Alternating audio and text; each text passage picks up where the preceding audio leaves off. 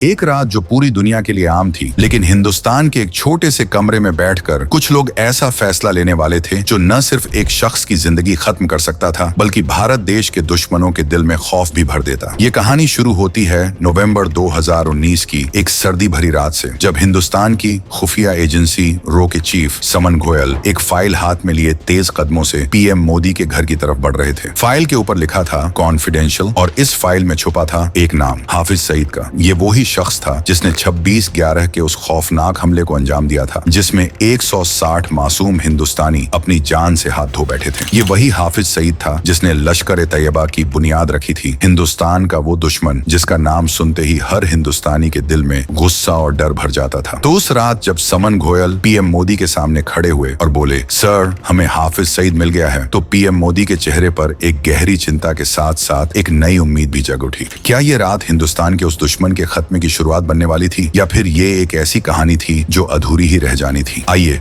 चलिए इस कहानी के सफर पर, जहां हर कदम पर खतरा था, पर हर फैसला दिल धड़का देता था और हर पल में एक नई चुनौती छुपी थी। उस रात जब गोयल साहब पीएम के घर पहुंचे तो उन्हें 15 मिनट से इंतजार करना पड़ा। रात के 12 बज रहे थे और पीएम मोदी जब उनके सामने आए तो उनकी आवाज में थोड़ी सी हैरानी थी। उन्होंने कहा, गोयल साहब इतनी रात को क्या काम पड़ गया जो आप यहाँ तक आए? गोयल ने एक गहरी सांस ली और बोले, सर हाफिज सईद हमें मिल गया है। ये सुनते ही पीएम मोदी के चेहरे का रंग बदल गया। हाफिज सईद ये नाम सिर्फ एक शख्स का ही नहीं था, बल्कि उस दर्द की याद भी था जो 26/11 के उस हमले ने हर हिंदुस्तानी के दिल में छोड़ दिया था। ये वो शख्स था जिसकी वजह से कई घर उजड़ गए, कई माँ के आंसू थमे नहीं और कई बच्चों के सपने छिन गए थे। पीएम मोदी ने तुरंत कैबिनेट कमेटी ऑन सिक्योरिटी की एक बैठक बुलाई और रात के अंधेरे में ये फैसला लिया गया कि अब यूएन में अपील करने या अमेरिका के जरिए पाकिस्तान पर दबाव बनाने का वक्त नहीं है। अब वक्त था एक ऑपरेशन का, एक ऐसा ऑपरेशन जो हाफिज सईद को उसकी अपनी जमीन पर उसके आईएसआई के मालिकों के सामने खत्म कर दे। जब गोयल साहब ने ये ऑपरेशन का जिक्र किया तो पीएम मोदी ने पूछा, ऑपरेशन से आपका क्या मतलब है? गोयल ने सीधे शब्दों में जवाब दिया, सर हम हाफिज सईद को पाकिस्तान में ही मारेंगे, और वो भी पाकिस्तान की खुफिया एजेंसी आईएसआई के सामने। ये सुनते ही बैठक में बैठा हर शख्स चौंक गया। अजित डोभाल जो अपने वक्त के सबसे तेज दिमाग वाले इंसानों में से एक माने जाते हैं, कुछ पल सोचने के बाद बोले, मुझे लगता है इससे बेहतर मौका सईद को खत्म करने का नहीं मिल सकता। उन्होंने पीएम मोदी की तरफ देखा और सर हिलाया, जैसे कहते हो कि ये फैसला सही है। पीएम मोदी ने भी उनकी बात पर सहमत होते हुए ऑपरेशन को हरी झंडी दे दी। इस तरह उस रात ऑपरेशन अलविदा का नाम चुना गया, एक ऐसा ऑपरेशन जिसका मकसद था हाफिज सईद को उसकी आखिरी सांस तक पहुंचाना। लेकिन ये सफर इतना आसान नहीं था। हाफिज सईद को पकड़ना मतलब हाथी की दांत पकड़ना जैसे था। हाफिज का पता तो चल गया था, लेकिन उस तक पहुंचना और उसे खत्म करना उतना ही मुश्किल था जितना जहन्नुम में घुसकर शैतान को मारना। हाफिज सईद लाहौर के जौहर टाउन में रहता था, जहाँ की जिंदगी उसके लिए एक अलग दुनिया की तरह थी। जौहर टाउन का ये इलाका लाहौर का सबसे पोश हिस्सा था और सईद का घर एक ऐसी जगह पर था जहाँ तक पहुँचना आसान नहीं था। उसके घर तक जाने का सिर्फ एक रास्ता था और वहाँ पाकिस्तान पुलिस दिन रात पहरा देती थी। और जब भी सईद घर से बाहर निकलता तो एक मिनिस्टर की तरह कन्वॉय के साथ चलता था। आखिर वो आईएसआई का सबसे बड़ा आदमी जो था। रो का पहला काम था सईद के घर के पास एक बेस बनाने का, और ये बेस उन्हें मिला दुबई में। दिसंबर 2019 की बात है, जब दुबई की एक जेल में एक पाकिस्तानी शख्स नवेद छोटी सी चोरी के इल्जाम में 6 महीने से बंद था। लेकिन एक दिन वासे नाम के आदमी ने नवेद की बेल करवाई और उसे जेल से बाहर निकाला। जब नवेद ने वासे से पूछा, आप कौन हैं और आपने मुझे क्यों मदद की, तो वासे ने जवाब दिया, मैंने तुम्हारी मदद नहीं की, बल्कि तुम्हें इसलिए बाहर निकाला ताकि तुम मेरी मदद कर सको। वासे ने नवेद को बताया कि उसका पाकिस्तान और दुबई में बड़ा बिजनेस है, लेकिन वो अकेला इसे संभाल नहीं पा रहा। उसने नवेद को एक ईमानदार पार्टनर बनने का ऑफर दिया। नवेद जो दुबई में वैसे भी कुछ खास कर नहीं पा रहा था, तो उसके लिए ये ऑफर एक सुनहरा मौका था। उसने थोड़ी सी हिचकिचाहट के बाद वासे को इस काम के लिए हाँ कर दी। कुछ महीनों बाद वासे ने नवेद को 50 लाख पाकिस्तानी रुपए दिए और पाकिस्तान वापस भेज दिया। पाकिस्तान पहुंचते ही वासे का फोन आया, नवेद भाईजान सब ठीक है ना? बिजनेस थोड़ा स्लो चल रहा है, तुम लाहौर के सेंटर में एक अच्छा सा घर रेंट पर लो और काम संभालना शुरू करो। उसके बाद नवेद ने कुछ दिन ढूंढने के बाद जौहर टाउन में एक मकान रेंट पर ले लिया जिसका नंबर 120 था। और जैसे ही उसने ये घर लिया, रो और हाफिज सईद के बीच की दूरी सिर्फ 100 कदम की रह गई। असल में वासे कोई बिजनेसमैन नहीं, बल्कि रो का एक अंडरकवर एजेंट था और नवेद का घर वो बेस बन गया जो रो को हाफिज सईद तक पहुंचने के लिए चाहिए था। अब नवेद के घर में वासे के बिजनेस के बहाने रो के एजेंट्स आने लगे। नवेद जो जेल से निकलकर अब एक नई जिंदगी जी रहा था, उसको इन मेहमानों से कोई दिक्कत नहीं थी। आखिर वो वासे का नौकर जो बन गया था। अगले 6 महीनों में रो के एजेंट्स ने सईद की जिंदगी का हर छोटा बड़ा राज जान लिया। सईद के घर दूध कौन लाता है, बिजली जाती है तो इलेक्ट्रिशियन कौन आता है, अखबार कौन लाता है, हर चीज उनके कागजों में लिखी जा चुकी थी। ये सारी जानकारी दिल्ली में रो हेडक्वार्टर्स तक पहुंची और समन घोयल भी अपने देश के सबसे बड़े दुश्मन की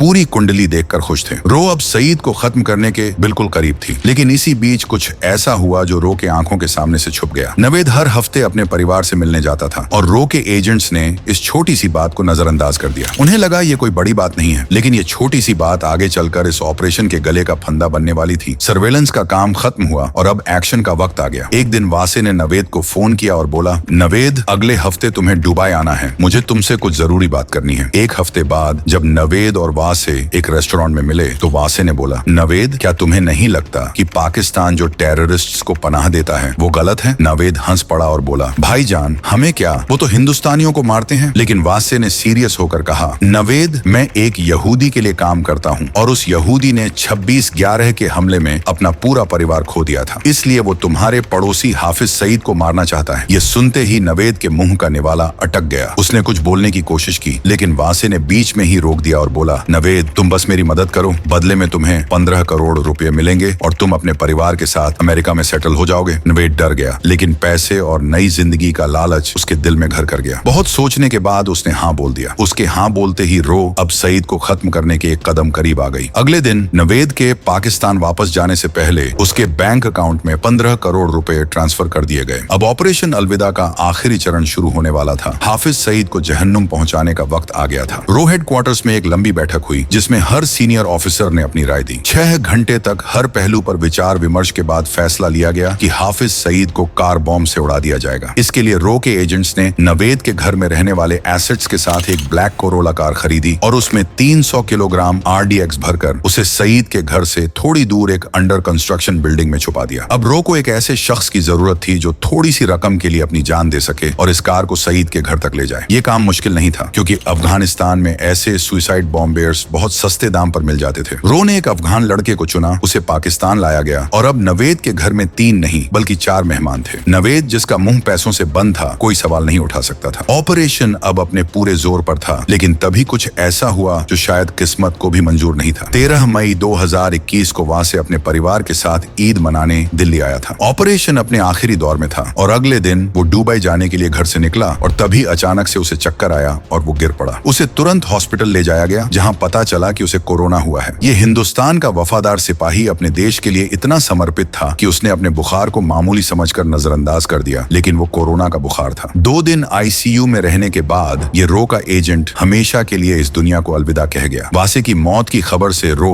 हेडक्वार्टर्स में सन्नाटा छा गया। एक तरफ उन्हें अपने एक काबिल ऑफिसर के जाने का दुख था, तो दूसरी तरफ पाकिस्तान में कुछ ऐसा हुआ जिसने इस पूरे ऑपरेशन पर सवाल खड़े कर दिए। नवेद, जो हर हफ्ते अपने परिवार से मिलने जाता था, उस दिन लाहौर से निकला, लेकिन उसकी गाड़ी अपने घर नहीं बल्कि एक सीनियर ISI ऑफिसर के घर रुकी। असल में नवेद कभी वफादार नहीं था। उसे शुरू से वासे पर शक था और जब वासे ने उसे सईद को मारने की बात बताई तो उसका शक यकीन में बदल गया था। उसने उसी दिन फैसला कर लिया था कि वो पैसे लेगा और ISI को सब कुछ बता देगा। जब वासे का फोन कई दिन तक नहीं आया तो उसने मौका देखा और ISI के सामने सारी बात खोल दी। ISI ने तुरंत नवेद के घर पर रेड मारी, लेकिन रो के एजेंट्स भी कम चतुर नहीं थे। उन्हें नवेद के घर न आने से शक हो गया था और वो उस अफगान लड़के के साथ ISI के पहुंचने से पहले वहां से निकल गए। रो ने ISI को चकमा दे दिया, लेकिन अब सवाल ये था कि ऑपरेशन को आगे बढ़ाया जाए या नहीं। ISI ने हाफिज सईद को रो के प्लान के बारे में बता दिया था और उसके घर की सिक्योरिटी दुगनी कर दी गई थी। पहले सिर्फ मेन गेट पर पुलिस होती थी, लेकिन अब घर से 10 मीटर पहले बैरिकेड लगा दिया गया। ऑपरेशन अलविदा अब लगभग फेल हो चुका था। समन घोयल एक बार फिर PM मोदी से मिलने आए और बताया कि ऑपरेशन अपने आखिरी दौर में आकर कैसे उलझ गया। PM मोदी ने थोड़ी देर सोचकर बोला, घोयल साहब, आपने यहाँ तक पहुँचने के लिए बहुत मेहनत की है। मैं खुद नहीं चाहता कि हाफिज सईद हिंदुस्तान को इतना दर्द देने के बाद चैन से सो सके।